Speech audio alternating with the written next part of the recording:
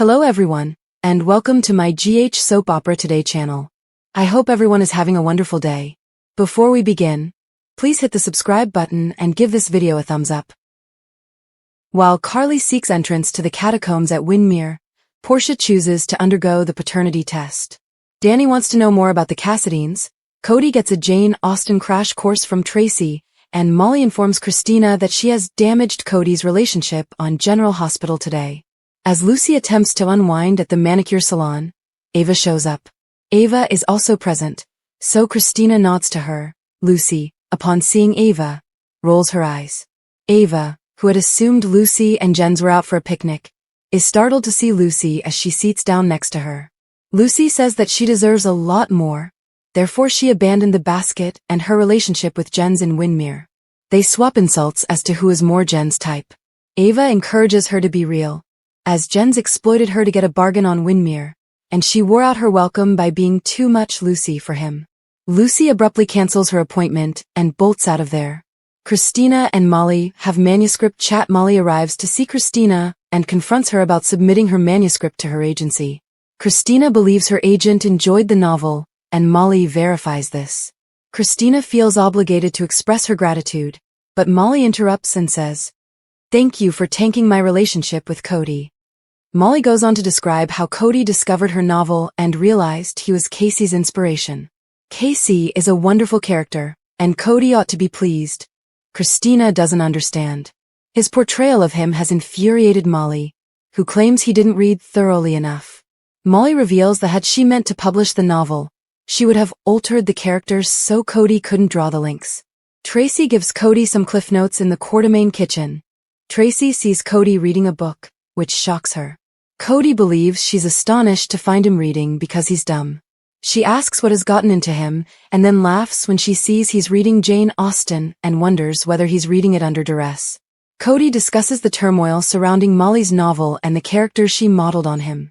Tracy questions how Jane Austen fits into this, so he tells her that Molly told him that his persona is like Mr. Darcy.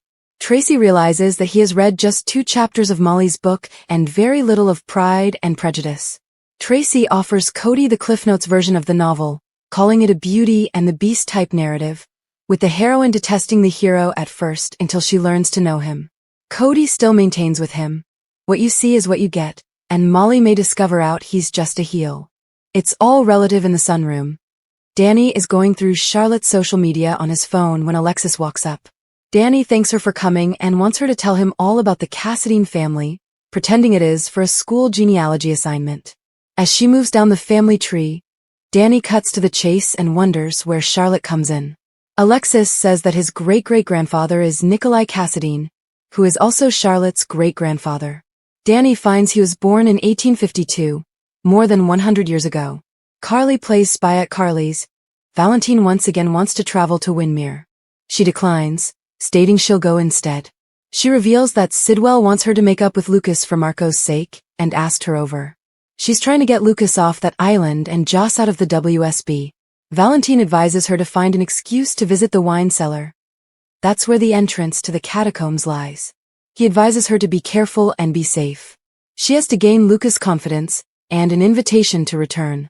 Lucas makes an accusation. Lucas goes home to Wyndemere to find that Pascal is returned. Pascal tells him that Marco is now unreachable since he's attending to essential business. Lucas, weary of Pascal's treatment of him, accuses the butler of being envious and wanting Marco for himself. Pascal tells him he's so preoccupied with his relationship that he's ignorant to what's actually going on. That's when Marco comes and asks if there is an issue. Pascal says he was attempting to communicate to Lucas that he was busy. Marco thanks Pascal and takes Lucas into the living area, locking the door behind them. He pulls Lucas into a passionate kiss, as Pascal listens at the door. Sidwell catches him and believes perhaps Pascal should have stayed in France. Jens overheard his and Lucas' quarrel and instructs him to find a method to cohabit with Lucas. Sidwell then asks how it fared in France, and Pascal replies Anna feels she's accomplished her grand escape. Sidwell advises they let Anna cook at the mental institute for a time until they need her. Back in the living area, Marco asks Lucas what was going on with him and Pascal. Lucas says he approached him and accused him of having affections for Marco. Marco says he'll speak to his father about Pascal, and wants Lucas to feel safe and happy here. He doesn't want to live on his own again. Lucas assures he's not going anywhere. Back in the foyer, there is a knock at the door, and Sidwell learns it is Carly. Liz advises Portia at the hospital. Liz delivers Portia a salad Isaiah requested for her. Portia gushes about how fantastic Isaiah is, but knows everything might change depending on who the father of her kid is. It's Trina she's most concerned about, and how she'll handle things if the kid is Isaiah's. If it's Curtis' child, it will make it easier for Trina, but not her. Liz knows and has been in a similar scenario with Jake. However, she points out that not knowing is straining her, which isn't healthy for the baby. Sonny gets visitors. Jason visits Sonny to update him of the developments about Anna and her idea that Faison is alive. He regrets not stepping in to aid Anna sooner when he had the chance. Sonny informs Jason that he can't save everyone, and Anna is getting the treatment she needs. Jason then gets a text from Alexis, and she lets him know something is up with Dany. Alexis arrives shortly and asks Jason how close Charlotte and Dany are. Jason knows they're pals, along with Rocco. Alexis reveals that Dany had concerns regarding the family tree for a supposed school assignment, but the only thing he was interested in was if he was connected to Charlotte. She believed Jason would want to talk to his son. Jason leaves, and Alexis and Sonny discuss Michael and the kids, particularly Scout. She only hopes Willow would allow Scout and Dany spend time together soon. In the show's final moments in the Quartermaine kitchen, Tracy tells Cody a genuine heel wouldn't go to the bother of reading Jane Austen instead of watching an adaptation. Cody admits didn't aware there were multiple movies produced of it. She informs him that Molly knows there is more to him than meets the eye, and what happens in real life is up to him. In the sunroom, Jason drops over to chat with Dany about his project. Dany realizes his dad and grandmother have worked out there isn't a project. Jason asks his kid if there is something he needs to tell him. At the salon, Molly tells Christina her agent likes Casey and doesn't want her to alter a thing. Christina advises she give Cody a chance to finish the book, and when he sees it on the stores, he'll be so proud of her.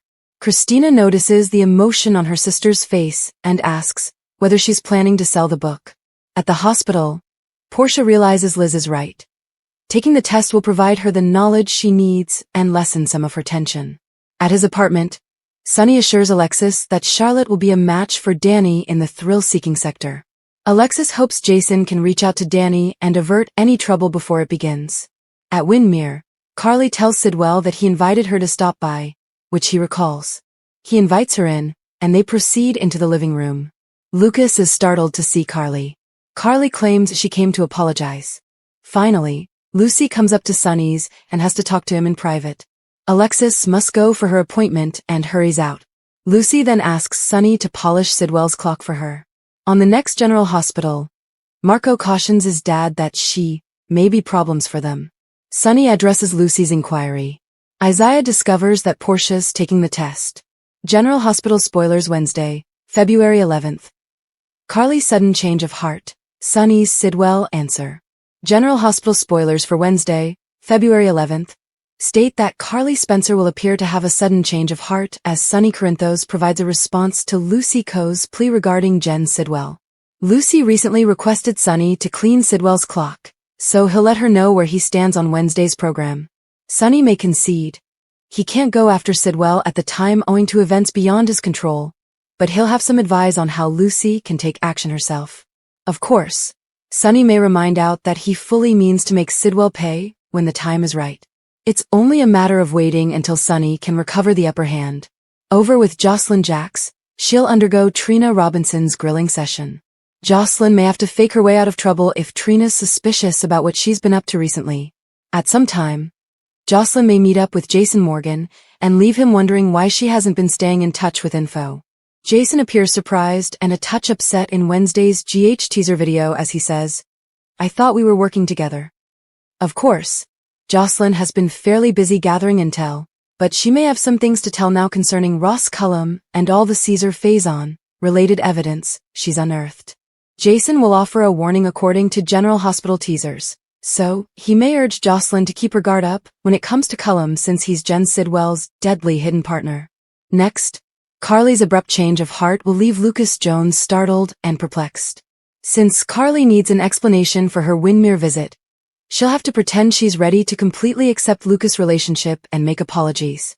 It appears like Marco Rios may see through Carly's ruse and perceive that she may be a problem. So he'll provide Sidwell updates on his concerns. As for Charlotte Cassadine, she'll gain a fresh viewpoint and some helpful advice. Will that happen during another Valentine Cassadine visit, or will someone else counsel Charlotte instead? Over with Curtis Ashford, he'll concede to Jordan Ashford that he might have made a tactical error that may come back to harm him. Curtis will have second thoughts about threatening to seek a court-ordered paternity test if Portia Robinson didn't come through in 1 week. At GH, Portia will tell Isaiah Gannon that it's time to discover the truth and face the consequences, so she'll press forward with the paternity test. General Hospital spoilers suggest Portia will claim she's ready, so viewers will be keen to hear the bio-dad news and find out whether there'll be any results manipulation. Is General Hospital's Braden Bruner leaving the ABC soap? Here's what we know.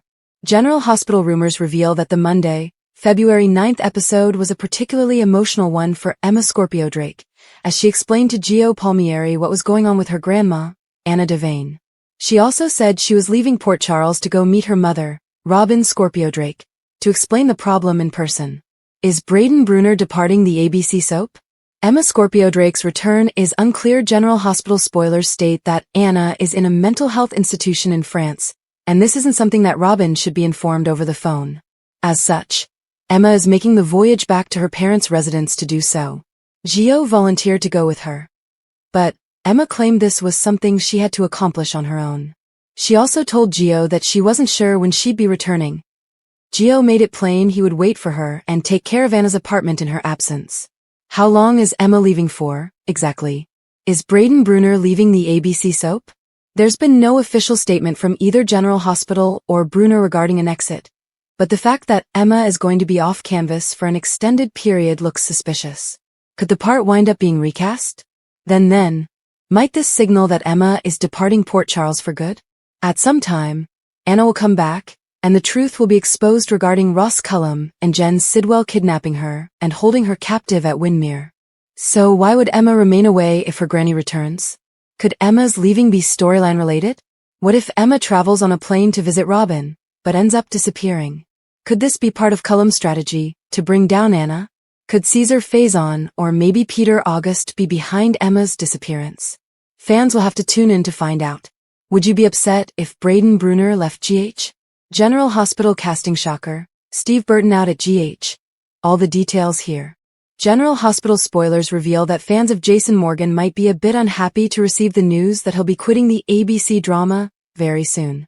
Jason Morgan taking a break. Jason's portrayer, Steve Burton, jumped on Instagram Tuesday, February 10th to give fans an update on his position with General Hospital. He tweeted a photo of himself, with the following caption: "Hey everyone, I wanted to share that I'll be taking a short break from at General Hospital app." It went on to state, "I'm newly married and looking forward to spending some quality time with my family. I'm grateful for all the support and will be returning this summer." He closed the headline with, "Much love, SB." The caption on the IG post had the same message. Asher and Tonizin, Burton's on-screen son, Dany Morgan, reacted on the photo with, "Family first. See ya, soon." Steve Burton's comeback. Burton made an explosive comeback in March 2024, after he quit the soap in November 2021. The actor was let go owing to not conforming to the COVID-19 vaccine mandate, a regulation ABC put in place during the pandemic. As soon as the policy was dropped, Burton and Jason made a reappearance, much to the pleasure of many fans. During his time away, he recreated his 1980s Days of Our Lives character, Harris Michaels. Burton initially joined GH in 1991, when he accepted the character of Jason, who was known as Jason Quartermain at the time. Of course, the notorious automobile accident in 1995 altered all that, as Jason chose to forego the Q name and went for Morgan. The character significantly altered and joined Sonny Corinthos in the realm of organized crime. While Jason would depart in 2012, when Burton headed to The Young and the Restless, portraying Dylan McAvoy, he'd return home to Port Charles in 2017, only to exit again 4 years later.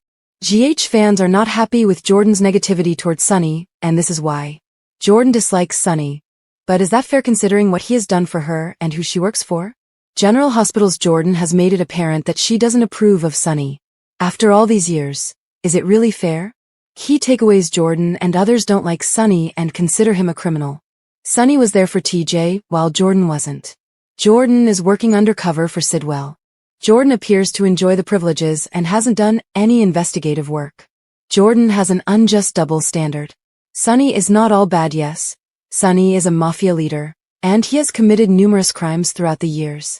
It is apparent why many Port Charles people see him badly. Jordan has worked in law enforcement and considers Sonny as a criminal. While she is correct, the ex-deputy mayor is forgetting how kind he was to her son, TJ. There was a moment when Jordan wasn't quite Mother of the Year. She wasn't around for her son, and Sonny was there to help him. The mob leader allowed TJ reside in his penthouse and promised to fund his medical school expenses. Jason, while working for Sonny, also saved TJ when he was held at gunpoint. By the way, where is TJ? And then there is Sidwell. Jordan is now working for Sidwell, who is 10 times worse than Sonny ever was. She is supposed to be working covertly, but is she? Jordan doesn't appear to be doing anything to apprehend the criminal. She is loving the money she makes and the new lifestyle it gives her.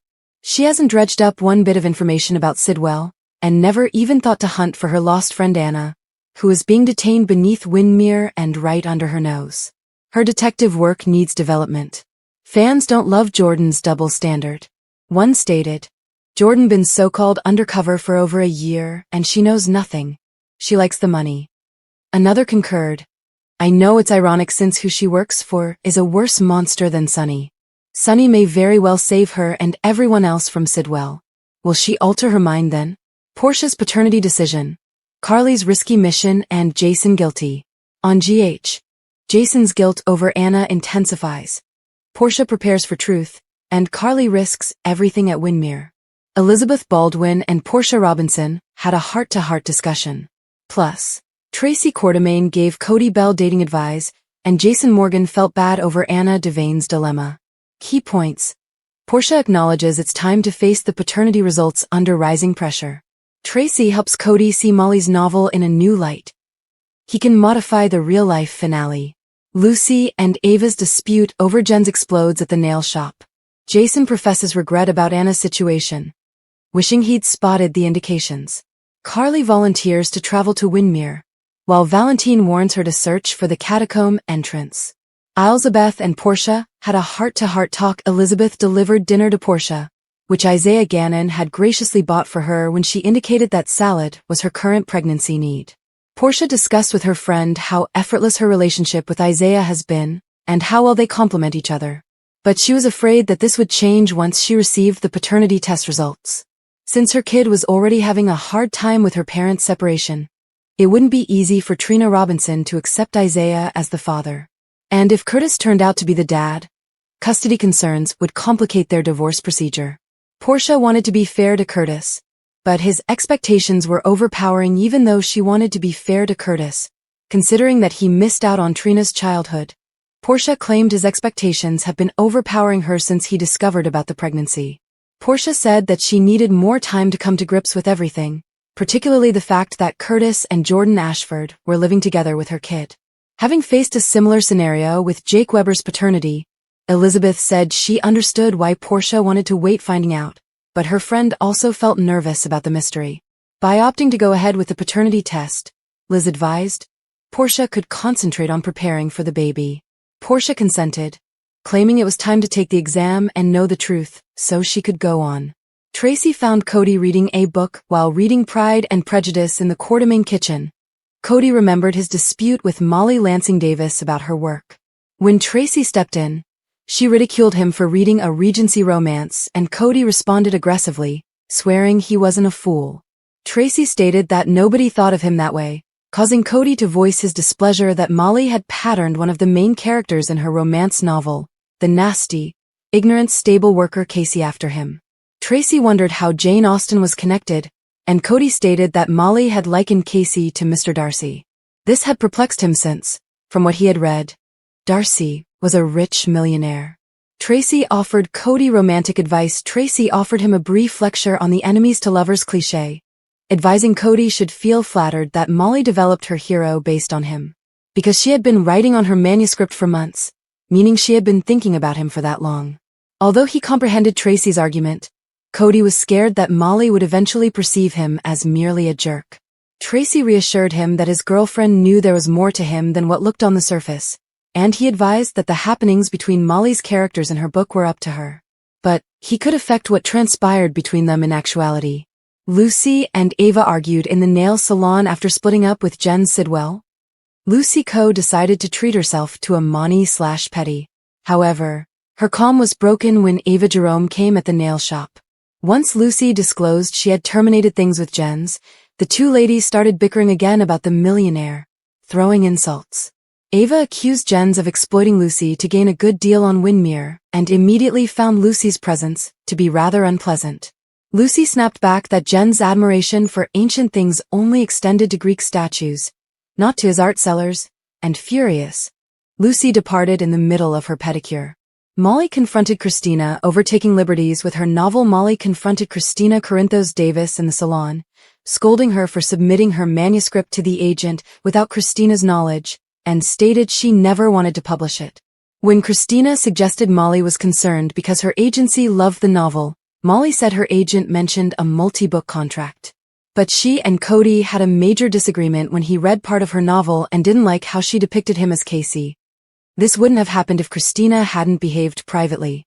Christina imagined Cody would be proud of her once he finished the text and saw the book in shops. When Molly evaded the topic of selling the book, Christina inquired whether she meant to publish it, and Molly merely shrugged, hesitant.